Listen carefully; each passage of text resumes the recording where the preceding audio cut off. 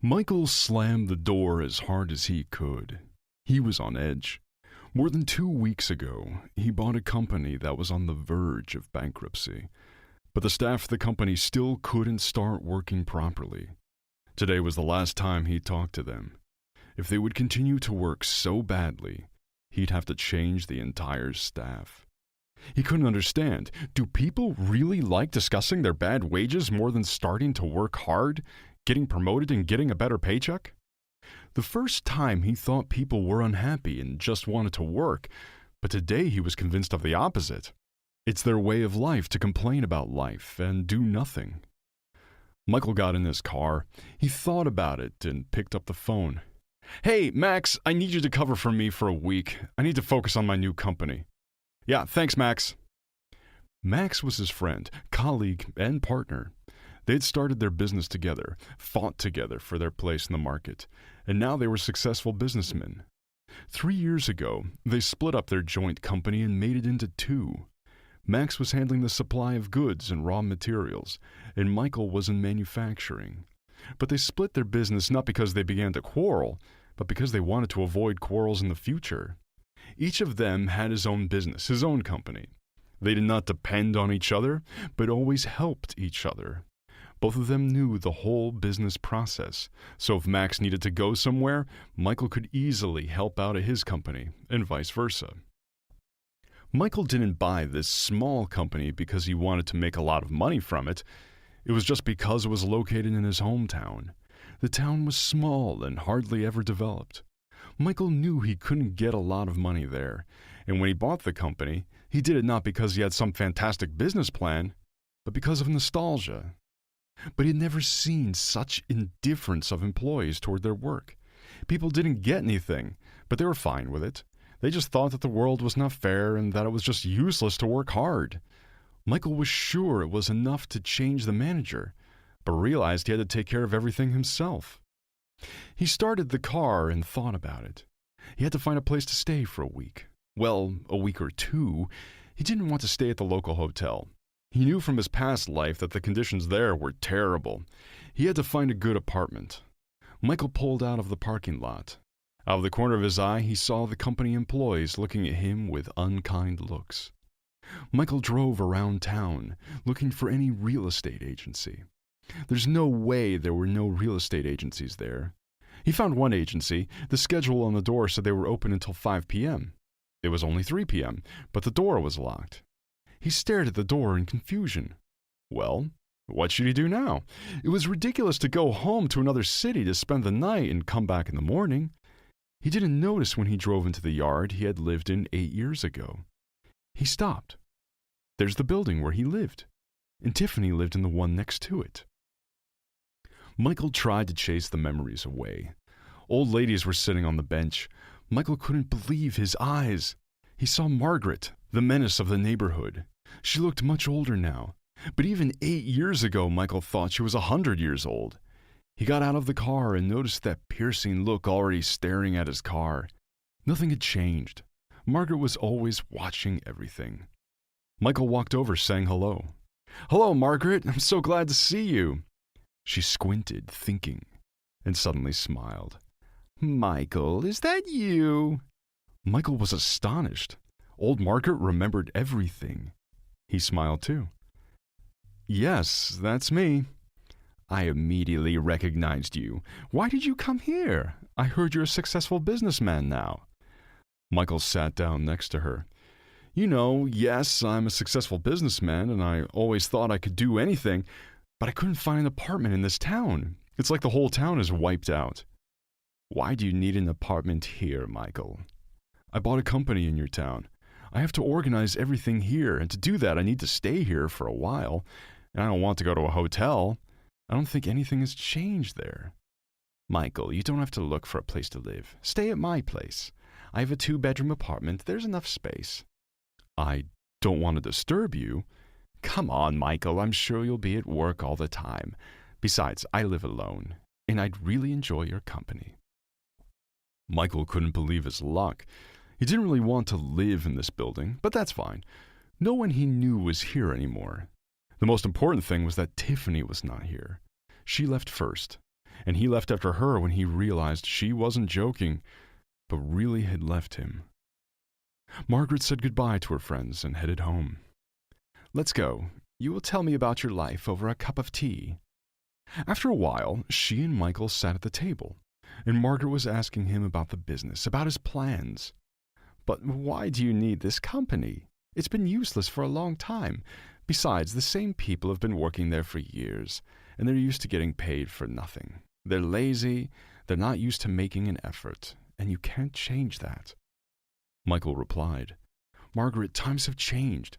Nowadays, no one will pay those who don't want to work, and neither will I. If they don't want to work, I'll find other employees, young and promising ones, the ones who need the money." She shook her head. "Well, maybe you're right. Times are really different now." "Margaret, how much do I have to pay you to stay here?" She shook her head in the negative. "Come on, Michael. You don't have to pay me. You bought a lot of groceries, and at least I don't feel so bored alone." She didn't even want to listen to his objections and just walked him to his room.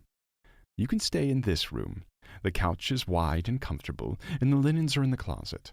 What time are you going to the office in the morning?" "At 7 o'clock. "All right. Get some rest." Michael pulled his laptop out of his bag and made his bed. He wanted to work but was tired today and just went to bed. In the morning, the alarm clock woke him at 6 a.m. Michael got up and headed for the bathroom. In the kitchen, Margaret was already cooking something. It smelled like some kind of pastry. He got out of the shower and headed into the kitchen. There were scrambled eggs and puffed pancakes on the table. Michael was very surprised. "Is this for me? I don't eat breakfast in the morning." "That's your biggest mistake. You go to work hungry, so you have no energy.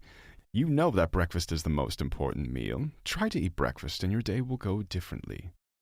Michael smiled. He knew from his childhood that arguing with Margaret was useless. He thought he wouldn't be able to eat anything, but during his conversation with Margaret, he didn't notice that he ate it all. Margaret smiled as Michael looked at the empty plates with a surprised look. "Oh, no, I ate too much. I won't be able to work now for sure." "Oh, you're mistaken, young gentleman. After a good breakfast, you will be able to work as effectively as never before. You'll see." Michael arrived at the office at 7:30. The workday started at 8 o'clock. He pulled the doorknob, but the door was locked. He tried to press the bell button. No answer. Strange. He pays for security guards to be here 24 hours a day. 10 minutes to 8, the guard arrived.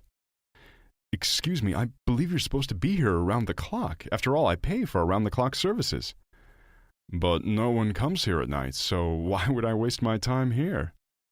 "But you're paid to be here at night, too." "So what? There's no one here at night." Michael realized it was no use talking to the guard. He walked through the open door and entered the office. The human resources, security, and logistics offices were on the first floor. 8 a.m. No one was in the office. At 8:15, the first employee showed up. By 9 o'clock, almost all the employees had arrived. Michael asked everyone to come to the reception area. The people were nervous. No one expected the new owner to come to the office so early, so there wasn't much of a rush to get to work. They haven't had any meetings in a while. He's probably going to fire them all. In fact, that's what he wanted to do. But then he decided to see if anybody could do anything at all. At the meeting, Michael said that everything was going to change. Not only the working process, but also the payment system. After the meeting, he invited the head of security and the woman from human resources to his office. He told the head of security department about the incident this morning and warned him that he would no longer tell them how to work, but simply change the guards. And there was a long conversation with the human resources manager, and he also reviewed each employee's personnel files. He was very active all day, had time to do a lot of things, and thought of Margaret with a smile. Wow. It was 4 p.m., and he didn't feel any fatigue or hunger. 3 days later, he fired almost half the staff. New people were coming in for interviews, and Michael realized one interesting thing. There were many young and enthusiastic people in this town, but they didn't believe that it was possible to live differently, that it was possible to earn a lot if you worked hard and made an effort to do it. In the evening, he told Margaret about his insights. She smiled. "Well, Michael, it's hard to change anyone's mind if they believe in something. That's the nature of human beings. Well, no, I understand that things can change. You understand that now, but what about before? What about before? And then Michael realized that the old lady remembered Tiffany and their love. He got gloomy. Years ago, he didn't seek the truth. He just pointed Tiffany to the door, and she didn't try to tell the truth. She left in silence. Well, later, Michael tried to talk to her, but it was too late. Tiffany left this town, and no one knew where she was going. She had deceived him, betrayed him. Her friend had told him she knew all about Tiffany, and it was such a coincidence that Michael felt like an idiot. He arrived home that day. Tiffany had been living with him for 3 months. He was so happy, but suddenly Heather came to him. She was the one who told him about Tiffany's behavior when he was away on a business trip. When he came home, the table was set. Tiffany was beautiful and cheerful, and she hurried to hug him. He looked at her and asked, "What are you celebrating?" "Michael, what's wrong with you?" "Pack up and leave. I don't want a woman like you in my house." "Michael, what are you talking about?" "What am I talking about? I've been told everything about you, absolutely everything." "And you believed it right away, without even asking me anything?" "And I don't have to ask you anything." Tiffany silently packed up and left. And 3 days later, he realized he hadn't even let her say a word. And anyone, even the most dangerous criminal, has a right to have the last word. But Tiffany had already left. And Michael, out of anger, began an affair with the same Heather. She liked him for a long time. She didn't try to hide it. However, this romance did not last long. He decided to leave this town. Everything here reminded him of Tiffany and his happiness. Heather yelled and cried, begging him to take her with him, but Michael had never loved her. He wasn't going to take her with him and continue this affair. The next day, Michael returned from work. He noticed Margaret sitting on the bench with the other old ladies. So he decided to say hello to them all and then go home. "Michael, is that you? Hello." He turned around. The same Heather was standing in front of him. "Heather, hello, how are you doing?" "I'm fine. I'm married, have a child, and how are you doing?" "I'm fine, but I don't have a family or a child." "You didn't marry Tiffany?" Heather looked at him in surprise. "How could I marry her? She cheated on me. You were the one who told me about it." "Michael, you're such a fool. I've always liked you, so I made up this lie about Tiffany. I didn't think you'd believe it." Heather walked away, and Michael looked after her with his mouth open. So Tiffany hadn't cheated on him, and he'd chased her away without even listening? The man turned around in confusion. Margaret had already approached him and was looking at him intently. "So that's why you and Tiffany broke up. Michael, you're such a fool." He realized that he was really an idiot, but there was nothing he could do about it. There was no going back. He noticed that the old woman was looking somewhere. He followed her gaze and saw a boy, about 7 years old, waving his hands and crying. And it was all completely silent. People couldn't hear him, so no one paid any attention to him. The boy saw someone looking at him and waved his hands even harder, pointing to the open hatch. Michael asked Margaret, "What is that boy doing?" "I don't even know. It's Richard. He's mute." Mute, then. It makes sense why he's waving his hands silently. Michael rushed over to the boy. "Hey, what happened?" The boy pointed to the open hatch and mooed. Tears rolled down his cheeks. Michael turned on the flashlight on his phone and bent over the hatch. Old ladies from the bench were already rushing toward them. Down there, a little dog was shaking with fear and cold. It wasn't barking, just shivering and squealing. It was about 2 feet to the bottom of the pit, maybe a little more. Michael looked into the boy's eyes. "Is that your dog?" He nodded and cried even harder. Michael smiled. "Don't cry. You're a man. We'll get your dog now." He took off his jacket and held it out to Margaret, checked his pants pocket to make sure it was empty, and he couldn't lose anything, and put his feet down into the pit. It turned out that somewhere about 1 meter deep, there was a metal brace. This made the task of rescuing the dog much easier. Michael was covered in mud. The mud was black and sticky. He picked up the dog, who was shivering like it was sitting in a freezer. He had to put the dog under his shirt to keep his hands free. A few minutes later, Michael climbed out of the pit, and everyone was looking at him like he was a hero. He pulled the dog out from under his shirt and handed it to the boy. The boy immediately hugged the dog with tears of joy in his eyes. The dog licked the boy's face happily, and he started crying again. This boy reminded Michael of someone. Anyway, it doesn't matter. The boy was probably the son of one of Michael's childhood friends. He snuggled up to Michael. He held the dog with one hand and hugged Michael with the other. He couldn't thank him with words, so that's how he expressed his gratitude. When he left, Michael stared after him. Finally, he turned to Margaret. "I'm sorry I got so dirty. Will you let me into the apartment?" Margaret laughed. "Let's go home, hero. I may be old, but I have a modern washing machine." They headed toward the building. Michael's mood was just fine for the first time since he arrived here. At home, Michael did the laundry himself. Margaret had the latest model washing machine, and then they had dinner. No matter how hard Michael tried to get that boy out of his head, he couldn't. "Margaret, is this boy from around here?" Margaret looked at him strangely and then said, "Yes, he's local, from next door. His mother is always at work, so she gave him a friend in the form of a dog. He won't part with that dog. The other kids don't play with him. They only mock him and make fun of him, so this dog is his only friend." "But why is his mother always at work? Doesn't she have a husband?" "She doesn't have a husband, and Richard's a good guy. He's smart, but he's mute." "Has he always been like that?" "I don't know exactly, but they say not. They lived somewhere else before, not here. Something happened there, some kind of trouble, and he stopped talking after that. His mother took him to all kinds of doctors and got many loans, but the treatment isn't working. That's why this girl has to work 3 jobs, and this boy is only alone for half a day. Then their neighbor picks him up." Michael didn't know who the boy's mother was, but he felt that somehow the boy was stuck in his heart. He wanted to do something for him. He focused his thoughts on the boy and didn't notice that the old woman was looking at him intently. Then she grinned. "Michael, you look worried about something." "I'm just thinking.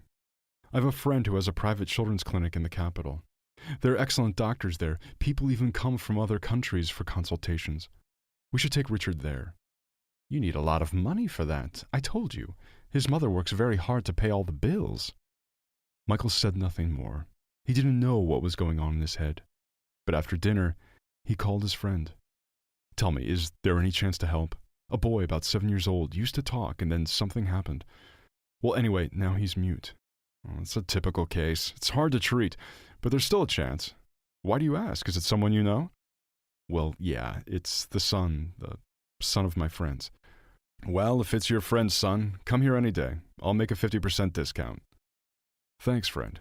We'll discuss it together and I'll call you." "Okay, but don't wait too long. The longer the boy doesn't talk, the less chance he has." Michael hung up the phone and thought about it.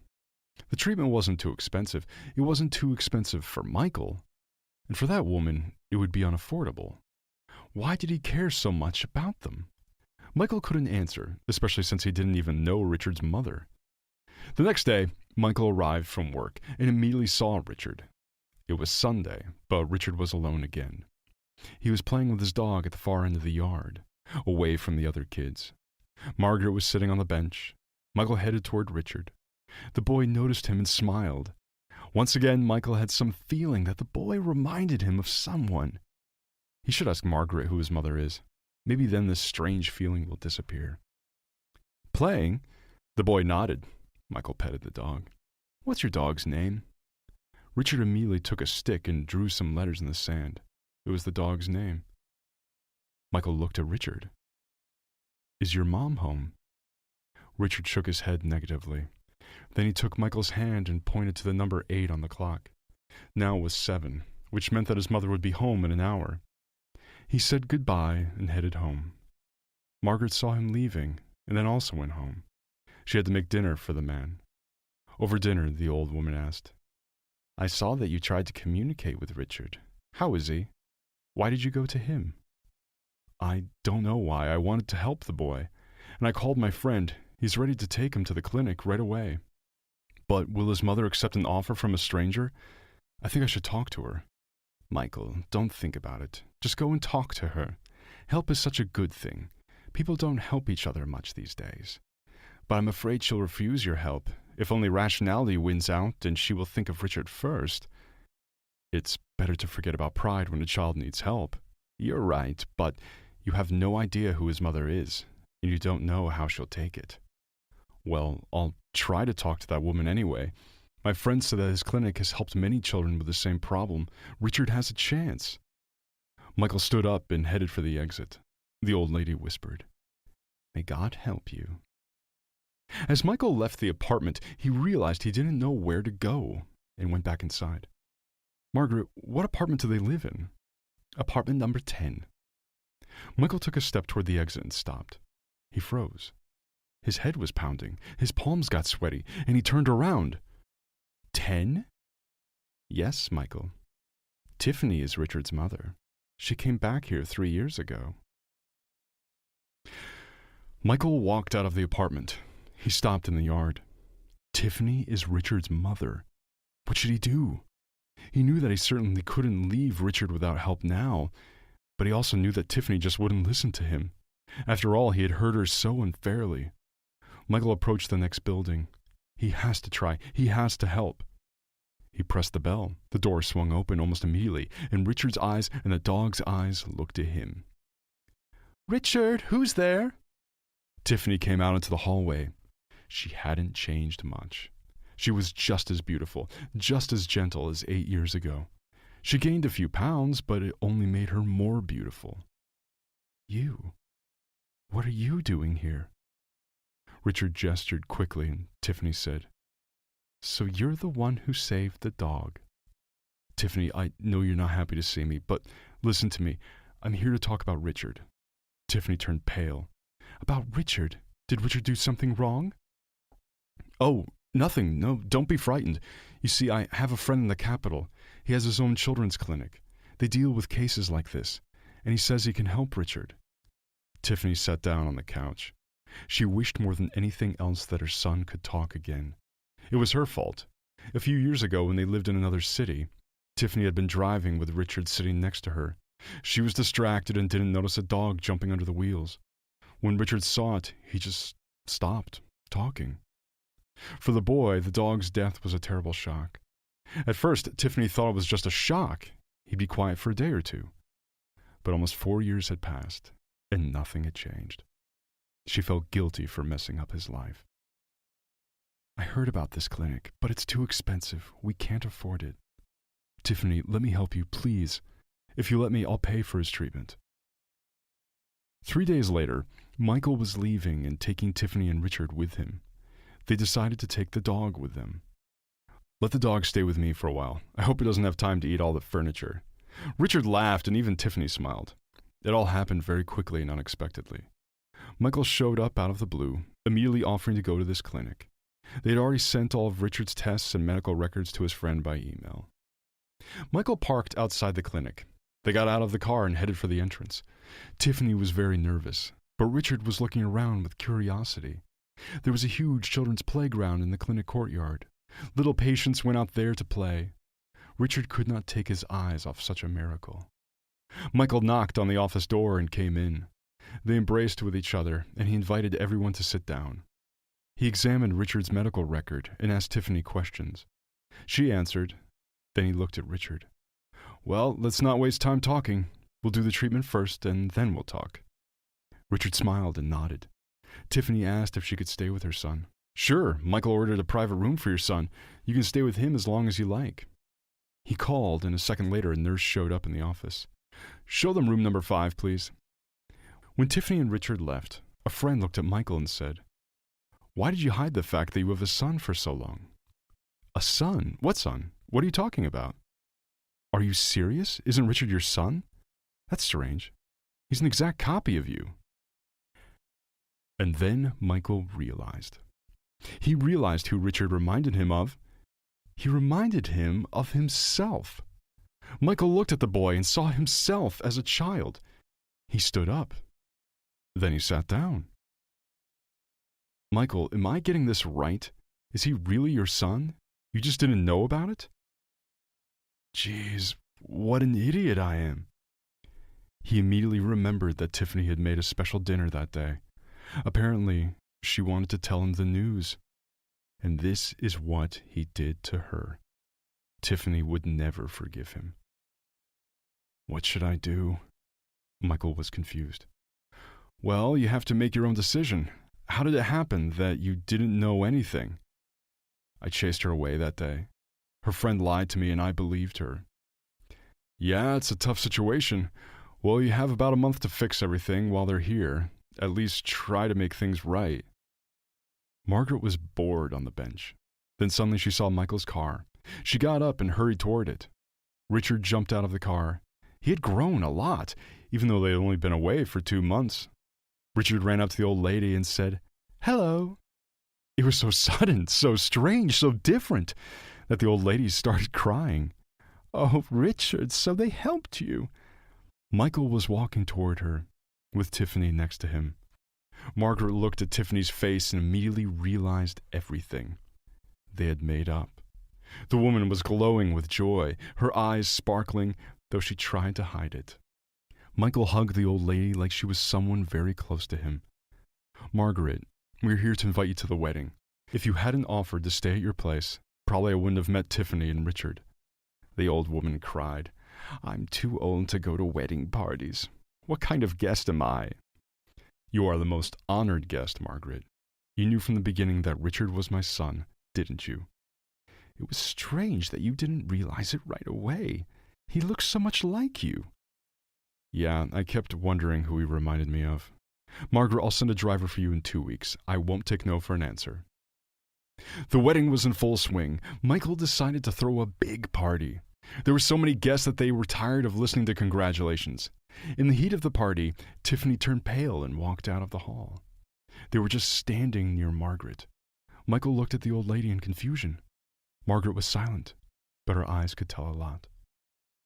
"What's wrong with her?" Michael wondered, turning to the old lady. Margaret smiled. "Well, at least Daddy will be there when the second baby is born." Michael stared at the old woman in astonishment, then smiled strangely and rushed after his wife. Now he wouldn't take a step away from her. He would be with her every second, every minute. He wouldn't miss a thing. It wouldn't be like the first time. All right, everyone's presentations are done. Nick, the manager, said as he tried to move the discussion forward. Excuse me, I haven't. I recently found out something. Nick interrupted me and began to speak. There's apparently someone in this department who didn't graduate high school and is just a part-timer. Meetings should be for employees only. Absolutely right. His lackey, Mike, of course, agreed with Nick. I'm leaving. After leaving the meeting room, I started to shut down my computer. I noticed that an email had arrived, not in my personal inbox, but in the company's shared email. Thinking, there's no point in speaking up, no one will listen, I went home quietly. The next day, I heard a commotion from Nick's desk. He was staring at his computer screen, his face pale. Nick? Is something wrong? Mike looked at the screen with him. And he turned even paler than Nick. Why is he so angry? Knowing the reason for Mike's distress, I thought to myself, serves them right. My name is Adam. My mother passed away when I was in the 9th grade, and I was raised by my father. Well, you could hardly call it being raised. After my mother passed, my father changed. He drowned his sorrows in alcohol, and though he still went to work, he squandered our living expenses on horse racing. Because of that, I had to start working part-time as soon as I entered high school. Every month, I went to the convenience store with bills in hand that couldn't be auto-deducted from my father's account. Even though I endured it because I didn't want to be alone, I reached my limit in my second year of high school and dropped out. I found a live-in job at a distant inn. Thank you for everything. The day I left home, my father, still staring at the TV, spoke. Take care. That was our last conversation. Back then, 18 wasn't the age of majority, so I needed my father's permission to work, and I couldn't hide my place of employment. Yet, my father never visited me even once. I kept working just to survive, and before I knew it, I was 42. Years of hard work paid off, and I was transferred to the headquarters. I was thrilled to be recognized by the company, as I thought I'd be working in the field until retirement due to my lack of formal education. Listen up. Our work can change the future of our employees. Don't drag us down. On my first day after the transfer, Nick, dressed in an expensive suit, spoke sternly. There was a reason for this. Our inn was located in a prominent tourist destination, known so well that everyone in the state could sing its commercial jingle. At its peak, we had 5 locations within the state. But that was long ago. Due to financial difficulties and aging facilities, only the place where I had worked for many years and the original establishment remained. I was prepared to lose my job anytime, but now there was a glimmer of hope. With the rise of social media, the tourist area where the inn was located started gaining attention again. Depending on how hard the sales department, where I was transferred, worked, we could either thrive or be forced to give up this prime location to the new hotel chains continuously popping up. For Nick, who had switched careers from another industry to strengthen our sales, this was a battle he couldn't afford to lose. I understood why he had to be strict. I will do my best. Nick sneered at my enthusiastic declaration. Did you not hear what I said? I'm sorry. I thought I was listening carefully. Out of habit from years of customer service, I apologized reflexively, though I had no idea what had offended him. Someone was watching me with a smirk. In this department, there are those who are expected to excel and those who have been shoved here because they have nowhere else to go. You are the latter. It was Mike, the section chief. He's 7 years younger, at 35. But he was called to headquarters much earlier than I was and had been moving around within the headquarters ever since. I'm not jealous, but I can't accept that he's my boss. Graduating from a prestigious university, he has an unusually high pride and caused many problems as a newbie, making things very difficult for me when I was the front desk leader. When I found out Mike was transferred to the sales department a month before me, I was disheartened. Mike is right. With just a middle school diploma, there's not much you can do. Don't even think about achieving results. As if I didn't exist, Nick remarked, I'm thirsty. Mike eagerly ran to the coffee maker. It seems Mike is Nick's lackey. I regretted being happy about my transfer to headquarters, wishing I had stayed on site forever. Send a direct mail to every company on this list by the end of the day. Nick only assigned me tasks that even a new graduate could handle. What? There are over 1,000 companies. You want me to send to all of them by today? Yes, if you and your fellow misfits split the work, even those with nowhere else to go should finish by today. I glanced at the employees typing away expressionlessly. They were worn out from customer service, only thinking about leaving on time, or were women reassigned after having children, with zero motivation for work. Even Sam, a new graduate from the same university as Mike, who was supposed to be among the expected achievers, had no enthusiasm for the job, having joined the company wanting to do customer service. I don't care what they say, I plan to quit anytime, he said. Only Nick and Mike were highly motivated, making all the decisions between the two of them. I originally only wanted to work at the inn to survive and had no particular attachment to this job. I swallowed my words, thinking I had no right to reprimand them. About a month after the transfer, Nick told us with a frustrated look. To commemorate the 50th anniversary, we've decided to create a plan exclusive for one group per day. Originally, Mike and I were supposed to come up with it, but our president, Mr. Thompson, insists on hearing everyone's opinions. So, you all get a chance. As Nick explained, Mike began handing out prints. Make sure not to embarrass Nick. If your ideas are half-baked, you'll have to redo them. It seemed that they had printed his handwritten notes by Mr. Thompson, which included several questions and a section for free responses. It made sense why Nick had to seek our input, given that all responses had to be submitted to Mr. Thompson. We were given a week to think about it, and a meeting was scheduled to compile our ideas. My plan is to let guests enjoy both the old and modern America. Nick began the presentations. Guests would watch a master confectioner at a nearby traditional sweet shop make sweets in front of them. The welcome drink would be premium tea in a bottle. Nick's plan was certainly attractive. After his presentation, Nick called on us to present in the order we were seated. Just as I stood up for my turn, Alright, everyone's presentations are done. Excuse me, I haven't. I recently found out something. Nick interrupted me. There's someone in this department who didn't graduate high school and is just a part-timer. He was likely talking about me. I joined the company as a part-timer and was made a full-time employee when I turned 20. That was 20 years ago, so Nick and Mike probably had no chance to know until recently. Meetings should be for employees only. Absolutely right. After that, Nick kept creating opportunities to solicit everyone's opinions, purposefully excluding me from speaking. The meeting unexpectedly heated up and went past the scheduled end time. A few people asked to leave, and the discussion continued with the remaining few. Still here? Normally, you'd leave in that situation. Though I had no attachment to the job initially, hearing kind words from customers made me want to make them happier. For someone like me, with nowhere to go, the inn was my home and customer service was my life. I felt pathetic about my current self. I'm leaving. I left the conference room and started shutting down my computer. I noticed an email had arrived, not in my personal inbox, but in the company's shared email.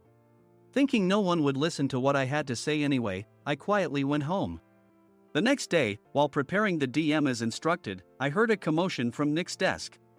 In his haste to stand up, he hit his knee on the desk. He stared at his computer screen, his face pale. Nick! What's wrong? Mike, thinking he should be the first to rush over, approached Nick while still wearing his coat. He peered at the screen with Nick. And he turned even paler than Nick. Why is he so angry? Who is responsible for this company? Nick, more irritated than ever, asked, and Mike answered without checking. Probably Sam. Sam wasn't there because he was attending a morning training session for new hires. Nick gave up on getting angry and returned his gaze to the screen. They were looking at an email that arrived right after the end of the working day yesterday.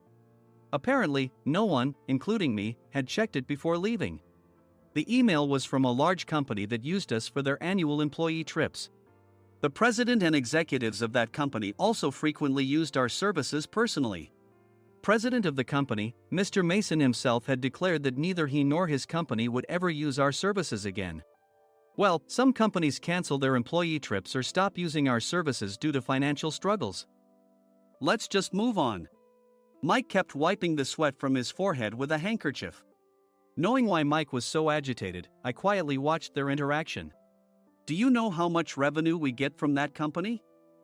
We can find other guests to fill the rooms, but we'll lose the banquet costs, gift shop revenue, rental car fees, and more. Moreover, the gifts were supposed to be prepared by the traditional confectionery shop involved in Nick's proposed plan.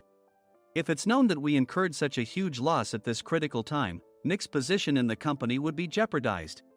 Nick took a deep breath, seemingly trying to calm himself. All right, Mike. Go to New York right now and apologize to Mr. Mason. What? You're coming with me, right? I have urgent work to do. I trust you, which is why I'm entrusting this to you. Please. Mike, believing Nick's sincerity, agreed with a determined look on his face, saying, yes. That's Nick for you. Even if Mike went to apologize, Nick would shift all the blame onto him if the client didn't change their mind. Well, it was Mike's fault to begin with, so it served him right. About 3 hours later, Sam answered a call from somewhere and repeatedly apologized, saying, I'm very sorry. Everyone watched to see what was happening. After ending the call, he informed Nick with a weary tone. When Mike arrived at the client's company, he only made things worse, further infuriating Mr. Mason. He was demanding, get his boss here immediately. It was no wonder Sam was exhausted, dealing with such a call right after returning from training. What is that idiot doing? All right, Adam, you're coming with me. If sacrificing Mike didn't work, then I must be next. Normally, I'd want to refuse at all costs, but I saw an opportunity in this situation. If I can be of assistance, I'd be happy to join you. I obediently followed Nick, and we flew to New York. When we introduced ourselves at the reception, it became clear how serious the situation was. As the receptionist personally escorted us to the president's office. Angry voices leaked through the door, making both Nick and me uneasy. Excuse me. I'm Nick, the supervisor. I understand my subordinate has caused you trouble, and I deeply apologize. Nick, with his experience in the corporate world, knew enough to offer an apology before excuses. However, his customer service skills left much to be desired. I sighed as I saw Mike trembling like a small dog in the corner of the room. What kind of training are you giving your subordinates? Mr. Mason glared at Nick with a red face. The intensity of his gaze made even Nick take a step back. Regrettably, I joined this company only 2 years ago and was unaware of Mike's issues. I should have identified his shortcomings sooner. Indeed. I should have realized sooner. No sensible person would come to apologize and then give a lengthy presentation on the drawbacks of not using their in. Nick froze, his mouth slightly open. Suspecting the worst, I picked up the documents that had fallen to the floor. It seemed Mike hastily prepared these documents on the plane, listing the disadvantages. Disadvantage 1: if you change the venue for the company trip, employees might suspect it's for cost-cutting reasons, leading to a negative impression. Reading it aloud half-jokingly, Nick snatched the papers from my hand and checked the contents with a furious expression. Among the stack of documents was a receipt from a nearby convenience store's copy machine. I felt a pang of dread, hoping he hadn't shown the receipt as well. What do you think he said when I asked what kind of nerve he had to do this? I'm very sorry. Faced with the dire situation, Nick must have thought there was nothing left to do but apologize. In a voice smaller than I'd ever heard from him, he uttered words of apology. He said, "I'm a Harvard graduate. I don't believe I said anything wrong." Mike! What have you done? Forgetting his plan to pin the blame on Mike, Nick yelled loudly, even in front of Mr. Mason. "I didn't do anything wrong." "You're still saying that? Look at him." Mike pointed at me with a shaking hand. "I was assigned to headquarters in my 20s and now I'm a section chief. This guy only made it to headquarters at 42. Everything I've done proves I was right. So why are we losing the contract?" Having said his piece, Mike collapsed to the floor. "Of course. You were sent there because you had nowhere else to go." Mike never expected to hear such words from someone he looked down upon. He lunged at me, and Nick hurriedly stepped in to stop him. "Mr. Thompson told me Mike is a quick thinker, and to take good care of him." There's no way he was pushed aside. "Don't make things worse here. He didn't say quick thinker, he said only quick-witted, didn't he?" I don't remember that part." I recalled the many troubles Mike caused when he was a newbie. When Mike was on the front line, his pride was so high that he never apologized to customers. Customer service, especially in our job, doesn't work alone. It brings both good and bad situations. If the front staff or housekeepers made mistakes, or the cleaning company didn't properly clean a room, one had to apologize to the customers regardless of personal fault. Mike, in such situations, would never apologize, insisting he wasn't at fault. This often angered customers, and as the front desk leader, I frequently had to apologize on his behalf. He caused complaints and disrupted operations, which is why he was quickly moved to headquarters. In departments where he didn't interact directly with customers, his quick thinking was beneficial and things went well. But it seemed his flaws were starting to show. Corporate reservations are supposed to be entered into the system by the sales representative. But a quick check yesterday revealed that more than 10 items were missing from the client's reservation. The handover document clearly stated what needed to be prepared. Why didn't you enter it into the system? Why do we have to give them special treatment? Filling rooms near the banquet hall, setting up all the food in advance. Specifying the brand of wine, they're too demanding. No wonder he always angered customers, I thought, feeling a headache coming on. Grouping them in rooms near the banquet hall is for our benefit too.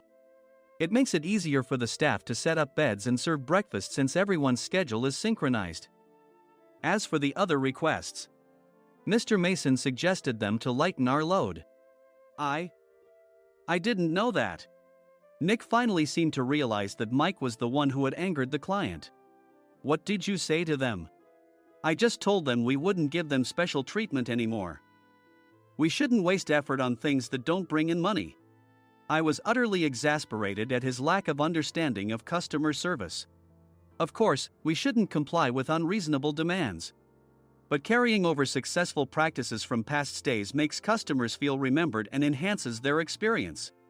Good memories encourage repeat visits. That's part of our job. I looked down at Mike, who was sitting on the floor. In our job, nothing is a waste. Mr. Thompson likely moved you to the sales department, hoping you'd finally understand this. How do you think he feels now that you failed to meet his expectations? Mike, tears in his eyes, fled the president's office. I was amazed he still hadn't apologized. You have it tough, Adam. It's okay, we're all employees of the same company. I deeply apologize for this disrespectful incident. Especially after all the care you've shown us. If it weren't for you, Adam, I really would have stopped staying here. When I heard you were moving to the sales department, I was willing to reconsider if you handled it. Seeing us talk so amicably, Nick's face contorted. Do you two know each other? Adam's service is excellent.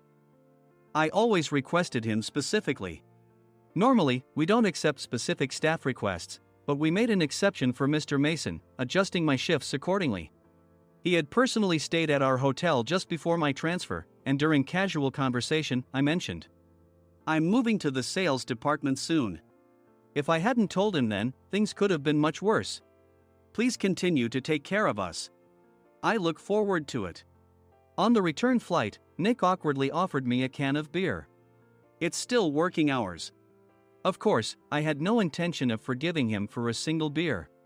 Nick might try to pin everything on Mike and avoid any consequences. While pondering this, a startling fact came to light. Nick, the tea bottles for the plan have arrived. I handed Nick a bottle labeled with our inn's name. They look good. What are you talking about? These are plastic bottles. I had assumed we would use the trendy, high-end bottling tea. But what arrived were ordinary plastic bottles of tea with customized labels. The only unique aspect was the label, which had the inn's name, making it look customized.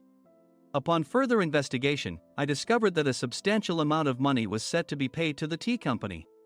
It was priced like bottling tea. Does this plastic bottle really cost $100 each? The tea inside is specially blended for us. The extra cost is for that. Wouldn't it be better to use another tea company? Or is there a specific reason we must use this one? As Nick continued to make excuses, I showed him a printed email. I informed the tea company's president, Mr. Mitchell, that we discovered irregular payments and he confessed. He said you two were high school classmates and planned to split the extra money. That idiot. Why did he confess? That's not important. You should worry about yourself, this could turn into a police matter. Opening the bottle cap, I suggested. How about calming down with this tea? It supposedly has a relaxing effect. Nick drank the tea frantically. In the following days, decisions were made about their fates. Mike was reassigned to the General Affairs Department, with no chance of transfer or promotion, as per Mr. Thompson's orders. As for Nick, since the payment to the tea company hadn't yet been made, he narrowly avoided legal trouble. Instead, he was encouraged to leave the company, and to avoid further complications, Nick submitted his resignation. Rumor has it that connections between HR departments have made it difficult for him to find new employment. Even though it was good to have those two gone, something unexpected happened in the sales department. Everyone became motivated and united in refining the 50th anniversary plan. In the end, my plan was adopted. We collaborated with the Tourist Information Center to provide personalized guides. The plan, tailored to the number of guests, was truly special for the 50th anniversary. Hey, is Adam's family coming to stay? I immediately booked that special plan for my family. Sam noticed it on the reservation list and quickly picked up on it. Yes, I'm inviting my father. That's great. I might invite my parents too. I lacked the courage to face my father just as Adam. But here, with the confidence Mr. Mason praised, I felt ready. The 50th anniversary plan was a perfect opportunity to reconnect with my father. I hoped to bring back the days when we could laugh together as we once did.